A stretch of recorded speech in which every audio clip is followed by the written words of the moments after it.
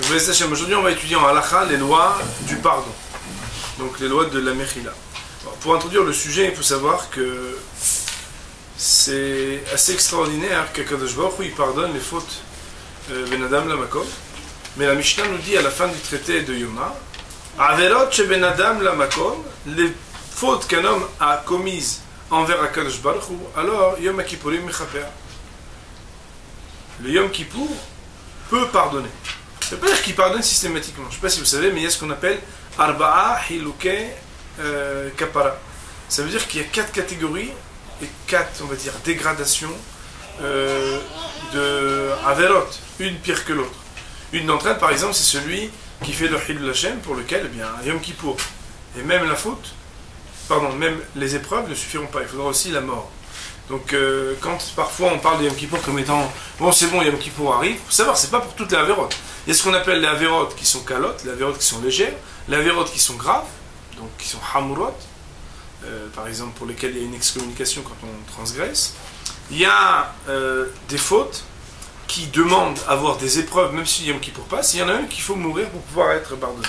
Quoi qu'il en soit, on voit que la Mishnah nous dit Yom Kippour, c'est un moment extraordinaire de pardon où, comme quand tu as fait quelque chose à Akadosh Baruch Hu, tu fais tes shuvah, comme on va bien l'étudier aussi et l'expliquer, mais tu peux être pardonné. Pourtant, la Mishnah nous dit, et ça c'est terrible, elle nous dit Averot shebenadam la havero, les fautes d'un homme et de son prochain, En Yom Kippourim mechaper, achi yelatzet havero. Le Yom Kippour, on ne peut pas pardonner jusqu'à ce qu'on vienne apaiser, demander pardon à celui à qui on a fait quelque chose. C'est pourquoi, il y a un minag, il y a une habitude, la veille de Yom Kippour. Mais bon, c'est un minag un peu bidon, excusez-moi de dire des choses comme ça, c'est Mechila, Mechila, Mechila, Mechila, Mechila, Mechila. Les gens ils vont s'envoyer des SMS, Mechila, t'as pas répondu, oui, Mechila, vas-y. Est-ce que ça marche ou ça marche pas? Dans le minag, le vrai minag qui est connu et qui est par contre celui-ci très fondé, c'est de demander Mechila aux parents. Pourquoi? Parce que Kibbud Avaim, c'est une des mitzvot les plus difficiles. D'ailleurs, c'est pas pour rien que cette mitzvah-là, elle est considérée comme une des 5 mitzvot du côté donc des 10 paroles qui sont Ben Adam la Makom vis-à-vis d'Akadosh Baruch Hu, alors qu'après on aurait pu penser que c'est vis-à-vis de mon père, vis-à-vis de ma mère. C'est comme une mitzvah vis-à-vis de l'autre qu'on fait. C'est parce qu'en réalité, c'est une mitzvah qui dépasse notre entendement. Le Kibbud Avaim, bien entendu, s'il n'y a que ce qui me plaît chez mes parents que je respecte, c'est pas une vraie mitzvah. C'est là où ça me titille, ça me dérange un peu d'avoir telle et telle origine, telle et telle, on va dire, confrontation, que Béhémet qui a la mitzvah. Et la mitzvah Kibbud Avaim, on le sait, elle est même au-delà du temps, puisque même quand quelqu'un est niftar, quand quelqu'un quitte ce monde, on a encore la mitzvah de respecter par différentes actions le souvenir et donc l'âme de son père ou de sa mère. Il n'en va pas moins donc que si le minhag qui est connu, c'est d'aller embrasser la main des parents et leur dire Mechila la veille de Rosh Hashanah de Yom Kippour, il n'en reste pas moins qu'il y a une mitzvah qu'on ne fait pas assez bien, c'est quand ça concerne le prochain. Ça veut dire quand on a un ami, on doit lui demander Mechila. Bémet, c'est magnifique le texte de Kriyat Shema Shalamita, le Kriyat Shema de la nuit, je ne sais pas si vous savez, mais chaque soir quand on va se coucher, on dit Areni mohel vesoleh lechol mishechais veiknit oti. Voici que je pardonne, donc je proclame que je pardonne à tout celui qui m'a énervé, ou qui m'a embêté, ou qui m'a titillé, ben begoufi, ben bemamoli, que ce soit avec mon argent, avec mon corps, avec toutes sortes de choses, je pardonne à chacun. Et Bémet, on raconte que Rabben Sion Abba-Shaoul, il disait attention, faut pas bluffer. Il y en a, ils récitent je pardonne, en réalité, ils pardonnent rien du tout. C'est pas possible de faire ça. Donc pour pouvoir être digne, de pouvoir dire Areni Mohel Vesolar, je pardonne, il faut Bémet pardonner. Et c'est la raison pour laquelle on fait la critique terrible de dire oh, Mechila, Mechila, Mechila. Mechila de quoi on va? Tu sais, les Mechila, Mechila c'est quelque chose d'engageant. Tu demandes Mechila sur quoi? C'est pourquoi, Béhémet, on va étudier les lois de la Mechila, parce qu'un homme, pour qu'il puisse être pardonné le jour du Yom Kippour, Akadosh Baruch Hu, on va dire des choses comme ça, et je pense que ça va être quelque chose d'assez poignant de le dire de cette manière. C'est que il peut pardonner ce que lui, il peut pardonner. Tu lui as fait quelque chose à lui, il te pardonne. Mais quand tu as fait du mal à Réhouven, c'est pas Hachem que tu dois aller voir. Tu dois aller voir Réhouven. C'est vrai que quand tu fais une avéra, tu commets quelque chose, un crime contre Réhouven, alors il y a deux choses que tu commets. C'est que tu commets quelque chose contre Réhouven, mais aussi tu commets quelque chose envers Hachem, parce qu'Hachem il t'a dit respecte Réhouven. La partie qu'Hachem peut pardonner, il te pardonne, mais il y a une autre partie qui ne peut pas te pardonner. Et ça, il va falloir que tu aies le. Cette introduction, elle est très importante, parce que, par exemple, et c'est la première halakha qu'on va apprendre, après avoir dit que Yom Kippour ne peut pas pardonner les fautes d'un homme vis-à-vis de son prochain, c'est que quand quelqu'un a donné un coup à son prochain, et que ce coup lui a coûté 10 sous, ou bien quand quelqu'un a volé à son prochain, et qu'il lui restitue même son bien, il n'est pas pardonné encore. Pourquoi? Parce que ça ne suffit pas juste de lui rendre son objet. Pourquoi? Parce qu'il faut imaginer que quand on vole quelqu'un, en plus du fait que ça lui a coûté qu'on lui a volé son objet, ça lui a coûté aussi le mal qu'on lui a fait de le voler. On sait bien que quelqu'un qu'on dérobe, ben on lui enlève 100 pièces. Si l'objet coûte 10 euros, on lui a enlevé 10 euros. Et aussi, on lui a fait coûter quelque chose. C'est quoi? C'est la peine d'avoir été volé. Et d'ailleurs, il y a des gens qui se remettent des 100 euros, mais qui se remettent jamais d'avoir été volés. Ils sont toujours comme ça, inquiets, à se dire, ah, c'est possible, comment je vais faire? Il y a toujours deux parties dans une faute. Il y a ce que m'a engendré comme perte, la faute que j'ai faite, et il y a la peine. Et la peine, de manière générale, elle coûte toujours plus que l'objet, parce que l'homme est ainsi fait qu'il est constitué d'intellect, mais aussi d'affection. Et qu'il est beaucoup plus affectif quand on vient le blesser que ce que ça a pu lui coûter. Bien entendu, c'est vrai qu'un objet qui coûte 10 euros, on pardonne peut-être plus facilement qu'un objet qui coûte 100 euros. Mais le principe est que quand on nous a fait du mal, ben c'est quelque chose qui nous coûte. C'est pourquoi il va falloir, même quand on a fait par inadvertance, c'est la halakha suivante, quand on a commis une faute vis-à-vis de son prochain, même par inadvertance, on devra aussi venir et lui dire, tu sais, je suis désolé, j'aurais pas voulu faire ça. En Israël, c'est un peu rigolo, mais les gens en France, ils disent, excusez-moi, et après ils passent. En Israël, ils vous bousculent, et après ils vous disent, Mehila. Alors nous, on va dire, au moins il faut le dire avec du cœur, de dire, Béhémet, de tout son cœur, Mehila, je suis désolé, je n'aurais pas dû. Et la halakha qu'on va apprendre maintenant, c'est que, a priori, on doit toujours être mefaret, expliciter la faute qu'on a faite. Alors là, il faut savoir qu'il y a une grande marloquette, une grande discussion à propos d'une faute qui est terrible, c'est la faute du lashon hara. Vous savez que le lashon hara, c'est un sport international, tout le monde est très fort, il n'y a pas besoin d'être un grand athlète, il suffit, comme dit le Maharal, d'avoir un peu de souffle, et puis, bon, d'avoir entendu quelque chose d'intéressant, ou de penser quelque chose de négatif, ce qui est naturellement très facile. Donc la personne a dit du lashon hara. Seulement, des fois, le lashon hara, on le dit devant la personne à qui ça s'adresse, enfin, sur qui on le dit. Des fois, on ne le dit pas devant, on le dit derrière le dos. Le problème, c'est quand tu arrives le moment de faire teshuva et demander mehila, alors on se demande, mais attends, si je l'appelle et je lui dis, écoute, Rachel, il faut que je te dise, j'ai raconté sur toi, écoute bien, assieds-toi, ça et ça et ça et ça, et j'ai dit sur toi que ci et ça et ça, et que tu n'étais qu'une pauvre ceci, et que tu n'étais qu'une sale cela, et que la personne au bout du fil, elle entend cela, avant même que je dise non mais j'appelle parce que ça va être Yom Kippour, que j'étais au shiur et que je veux te demander Mehila. Normalement on entend déjà la tonalité, on s'est fait raccrocher au nez et nous envoyons un SMS pour dire ne m'appelle plus jamais, comment tu peux penser une chose pareille sur moi? Est-ce qu'on a oui ou non l'obligation quand on a fait la lashon hara de devoir rappeler la personne? Il faut savoir que d'après le Chafetz Chaim, donc le Mishnah Berurah, normalement il eût fallu appeler. Seulement la halakha l'maaseh, dès lors qu'on sait que cela peut causer beaucoup plus de tort d'appeler que de ne pas rappeler, alors on dit à Kadosh Baruch Hu qu'on est triste, on pleure en tout cas, on montre à Hachem combien on a de la peine d'avoir fait ce qu'on a fait, et on n'aura pas d'obligation, puisqu'on peut causer beaucoup plus de tort en le disant que en ne le disant pas, alors on gardera intérieurement le secret de ce que l'on a dit. Bien entendu, dans les méthodes concernant le dibour, il faut savoir que si par exemple, parce que vous savez que malheureusement un lashon hara entraîne un lashon hara, ça veut dire que si vous l'avez dit à une personne, qui l'a dit à deux personnes, qui l'a dit à trois personnes, et puis aujourd'hui avec Facebook et avec un SMS, et avec, on ne sait pas où ça s'arrête, si la personne va savoir que la source d'origine, c'est vous, le créateur de cette nouvelle, des fois mieux vaut payer la honte de dire que c'est nous, plutôt que la personne elle s'en rende compte par ailleurs.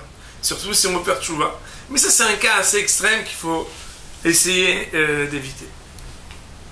Le Rambam nous dit quelque chose de très important, c'est que, et bien, pour le comprendre, je vais le dire, dans le pardon, il y a deux problèmes. Il y a le problème de celui qui demande pardon, il y a le problème de celui qui doit pardonner.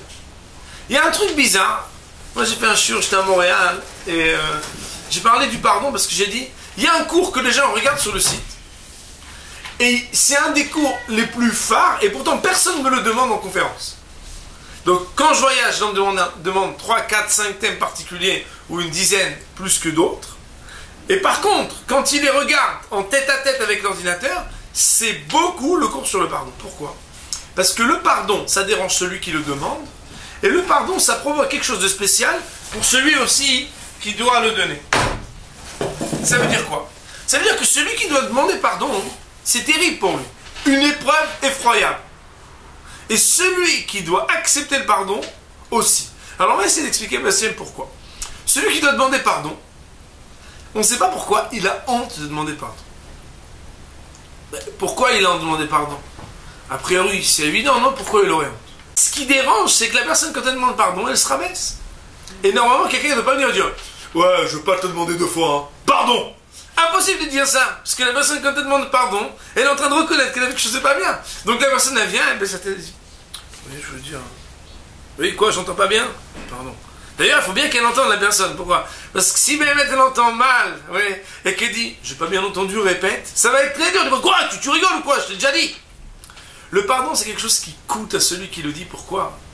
Parce que celui qui le dit, il se rend compte, comme vous avez dit, madame, qu'il n'est pas tellement grand. Parce que s'il est arrivé à faire une chose pareille, c'est difficile. Mais il y a aussi l'autre phénomène, c'est que celui qui demande pardon, bien, demander pardon, c'est quoi demander pardon?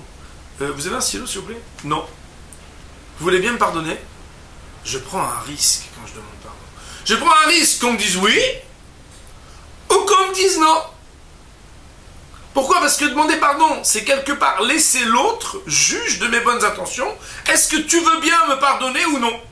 Et il pourrait dire non. Oui? Est-ce qu'il va lui dire oui? Non, il a dit non. Et ce risque-là, c'est un risque qui est terrible. Pourquoi? Plus quelqu'un il a du mal à demander pardon, plus pour lui c'est un très grand risque qu'on lui refuse son pardon. Pourquoi?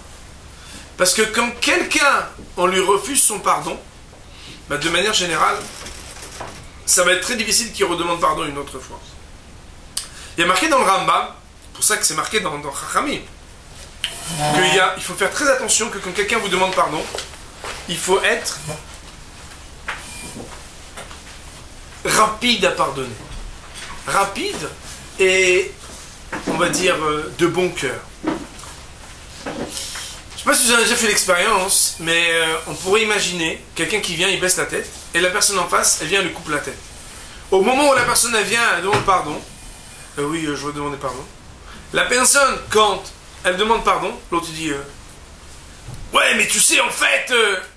Mais la personne elle est venue demander pardon. C'est un effort qu'elle a fait. C'est pas facile de demander pardon. Au moment où quelqu'un vient demander pardon, il faut imaginer qu'elle a fait des gros efforts. Et à ce moment-là, hein, il faut savoir que c'est un des signes de judéité que d'accepter rapidement le pardon. Hachamim vont jusqu'à dire que celui qui pardonne pas assez facilement, il faudrait demander d'où il vient. Parce qu'un bon juif, il ne garde pas toute sa vie les dossiers.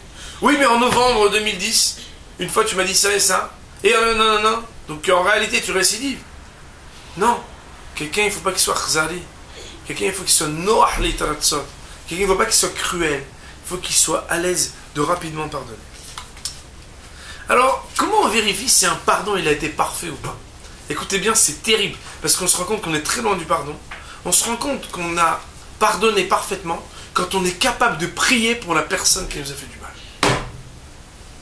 C'est-à-dire que la personne, elle nous a fait du mal. On a eu un différend.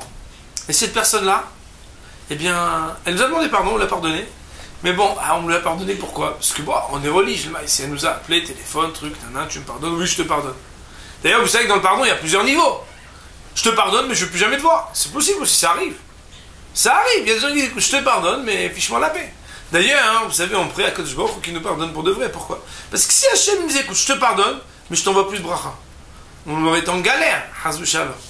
Donc de la même manière, vis-à-vis de l'autre, pour vérifier si on a vraiment pardonné, c'est que dès que la personne a besoin de quelque chose, eh bien on est capable, intérieurement, pas de manière un peu intéressée, de faire des tfilotes pour la personne. Si on est capable de prier pour celui qui nous a fait du mal, c'est qu'on a véritablement et parfaitement pardonné. Alors, Mehmet, que des fois, il arrive que on veuille demander pardon, mais on ne sait pas comment s'y prendre. Alors il faut savoir que le pardon, quand on arrive et quand il va être plus accepté quand on y va soi-même, alors on y va soi-même. Si par contre c'est quelqu'un d'important et qu'il faut un métavers, attention, métavers en hébreu ça veut dire qu'on paye, non. Quelqu'un qui va le faire, un agent de pardon, mais quelqu'un de bonne composition, qui va le faire pour la mitzvah. C'est une des plus grandes mitzvahs d'ailleurs, vous le savez, on le dit d'Aaron Cohen, il allait raconter à l'un que l'autre était triste d'être en querelle avec lui, et à l'autre la même chose, pour qu'il soit ensuite, quand ils se rencontrent, amenés à s'enlacer et à se pardonner. Alors, il faut savoir que si on a du mal, ou si on pense que ça va mieux se faire par l'intermédiaire de quelqu'un, alors on devrait envoyer quelqu'un pour demander pardon. Combien de fois on doit demander pardon? Attends, j'ai fait quelque chose, mais la personne est marocaine ou algérienne, susceptible ou presque totalement à l'extérieur du concept du pardon. Bien entendu, pardonnez-moi de faire des généralités. C'est juste pour mettre des mots sur les caractéristiques, on va dire, d'une personne qui s'appelle Monsieur je ne pardonne pas, ou Monsieur je suis super rancunier. Cette personne-là à qui on s'adresse pour lui demander pardon, on vient une fois, il dit va te faire cuire un œuf. Tu crois que c'est comme ça? Tu rêves, tu me fais de la peine, je te pardonnerai jamais. Cette personne-là, qu'est-ce qu'on fait? Si on revient à la minute qui suit, non. On doit, à 3 reprises, comme ça, la halakha, demander pardon, et de manière différente, avec des techniques. Il ne faut jamais revenir juste après, et puis il faut demander conseil. Une fois, par exemple, on peut y aller seul, une autre fois, on peut envoyer un petit cadeau, la troisième fois, on envoie un ami. On essaie de s'organiser pour faire en sorte que la personne accepte et accueille le pardon. Nos maîtres nous disent, si après 3 reprises, on a demandé pardon et la personne refuse, alors on le dit devant 10 personnes, j'ai demandé pardon à quelqu'un et la personne n'a pas accepté, de manière à publier vis-à-vis de cette personne, mais aussi mettre à l'extérieur de soi, que désormais c'est celui qui n'a pas pardonné, qui a maintenant quelque chose à se reprocher. Dieu préserve s'il arrive une fois que quelqu'un a déshonoré une personne, cette personne a quitté ce monde. Personne n'est nifta. Alors comment on fait? La personne n'est plus là. D'ailleurs, je ne sais pas si vous savez, bien entendu vous savez, que le minag il est que quand quelqu'un quitte ce monde, alors on vient devant son corps, avant que sa neshama s'en aille, et on lui demande mehila, des fois de manière personnelle, des fois avec de manière générale, au nom d'eux, alors on dit mehila. Béhémet, que quand la personne a quitté ce monde, alors normalement on doit aller, quand on veut faire teshuva, avec 10 personnes sur sa tombe, donc sur son kever, et demander et implorer la mehila. Quand quelqu'un a fait honte, ou a déshonoré, ou a commis une avera envers son maître, même si c'est pas Rabbo Amoubrak, son maître, on va dire celui dont il a appris tout, mais même un Rav Rachouv qu'il fréquente, alors il peut même lui demander jusqu'à 1000 fois mehila, jusqu'à ce qu'il lui pardonne. Parce que quand on a déshonoré un Rav, celui qui est Mevaz et Tami Hacham, c'est comme si Dieu préserve, il avait déshonoré à Kadosh Baruch. C'est vrai que cette comparaison est difficile, mais nos maîtres nous disent que le respect qu'on doit à un Rav, c'est pas parce qu'il est intelligent et qu'il sait parler de Torah. Non, Hazb Shalom, c'est pas pour ça. Parce qu'il est proche d'Hachem. Aussi, cette proximité avec Hachem, elle fait que quand on honore un Tabit Haram ou quand on le déshonore, eh bien, on s'attaque à quelque chose qui relève de son lien avec Akadosh Baruch. C'est pourquoi il faut être capable donc de revenir autant de fois qu'il faut pour demander pardon à un Rav. Normalement, il faut détailler la faute qu'on a faite quand on demande pardon. Ça veut dire voilà, je viens de demander pardon parce que je t'ai fait ça et ça et ça, tu te rappelles. Et la personne, à ce moment-là, quand elle entend d'ailleurs que l'on se paye, entre guillemets, l'effort et l'épreuve de répéter dans le détail ce qu'on a fait, alors la personne pourra véritablement pardonner. C'est pourquoi on fait la critique et on le répète, de dire oui, je te vois, mehila. Mehila de quoi? Si on t'a rien fait, on t'a rien fait. Si on t'a fait, il faut dire ce qu'on t'a fait. Le seul cas, on a dit de figure, où il ne faut pas répéter le détail, parce que la personne sait comment c'est dire, voilà, je veux dire, tu sais quand je t'ai mis un coup de poing, bah, et après à droite, et après à gauche. Non, on ne va pas entrer dans tous les détails qui vont irriter la personne. Mais selon ce que cela peut ou non engendrer un problème de le lui rappeler, on doit ou non le lui rappeler. Ça veut dire que ça dépend de la sensibilité. Il y a un cas de figure où on n'est pas obligé de pardonner. Enfin, plusieurs. Un cas de figure, c'est quand quelqu'un est motzi shemra, quand quelqu'un vous donne mauvaise réputation.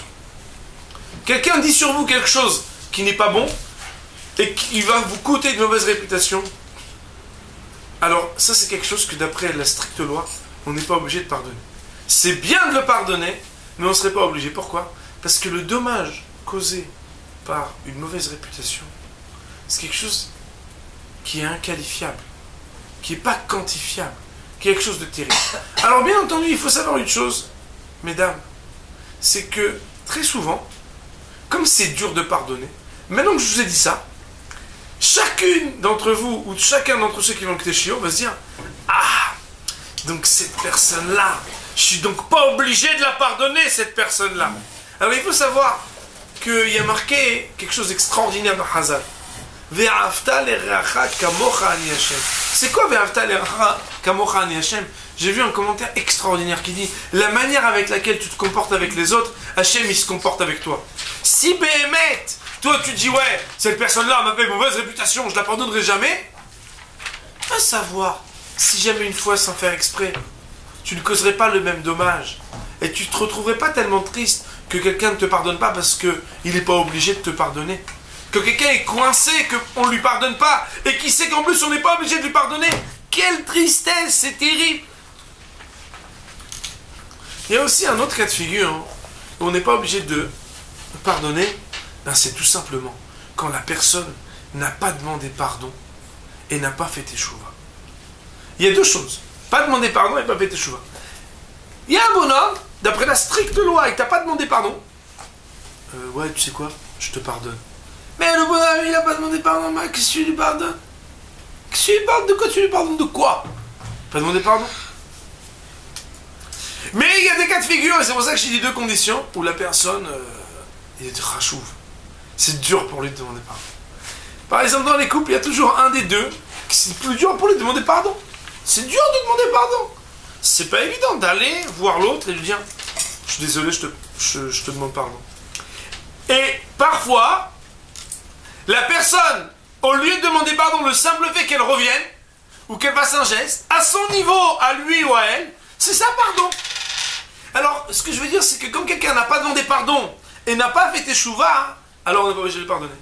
Mais il faut savoir que quand quelqu'un, on voit qu'il a fait teshuva, alors même s'il n'a pas dit pardon, mais qu'on voit que Béhémet, il a une attitude qui demande pardon, alors Béhémet, ce serait important de le pardonner.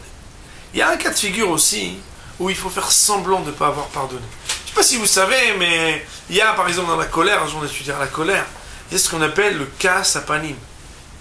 Le Ramchal, Ramosh Hamoussat, l'explique qu'il faut être capable de s'énerver par le visage et intérieurement d'être apaisé. Un peu comme des fois les gens en Israël ils klaxonnent, ils ne sont pas méchants. Ils klaxonnent, on dirait quand on entend le klaxon que c'est un type très méchant.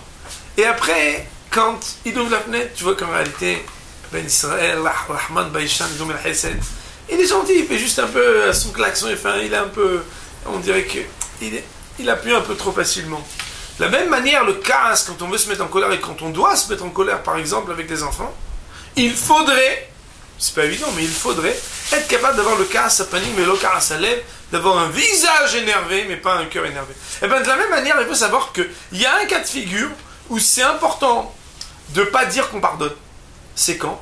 C'est quand la personne, ça va l'aider qu'on ne lui pardonne pas. Encore une fois, attention mesdames, quand on entend ça, alors on trouve le éther très agréable.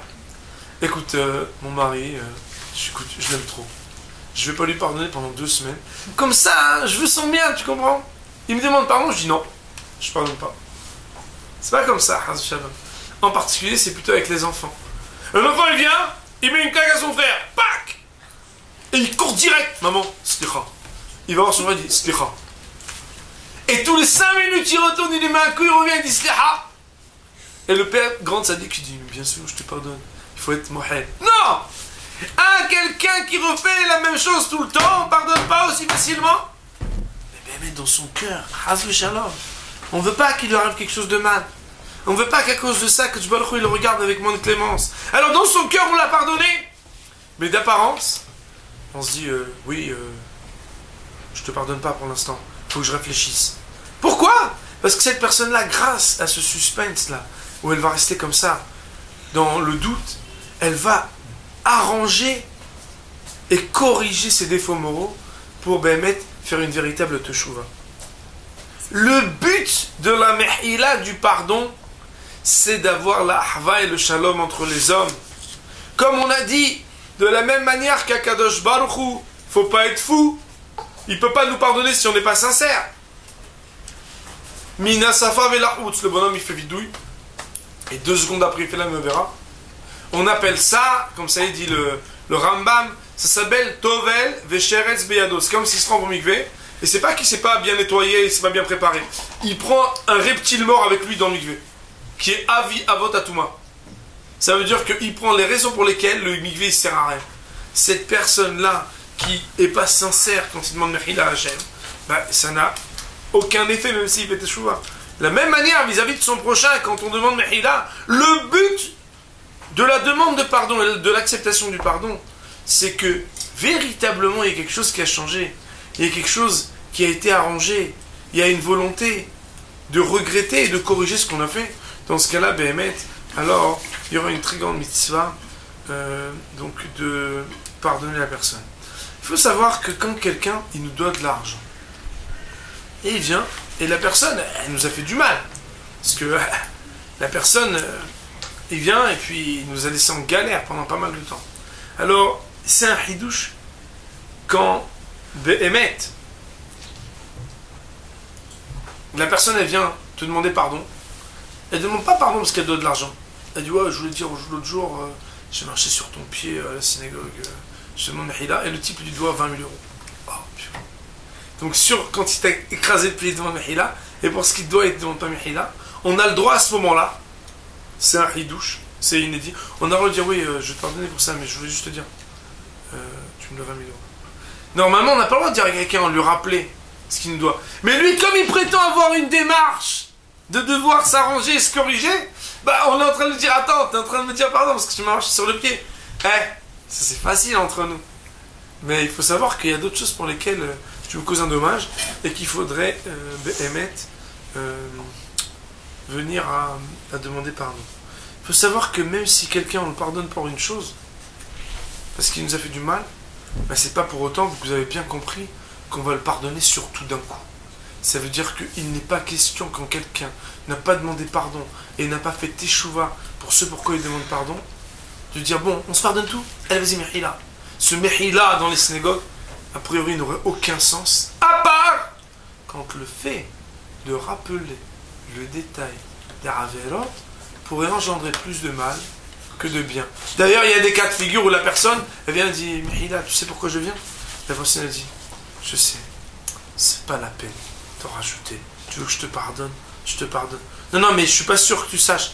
Je sais très bien, je te pardonne, arrête de parler de ça. Bon, on a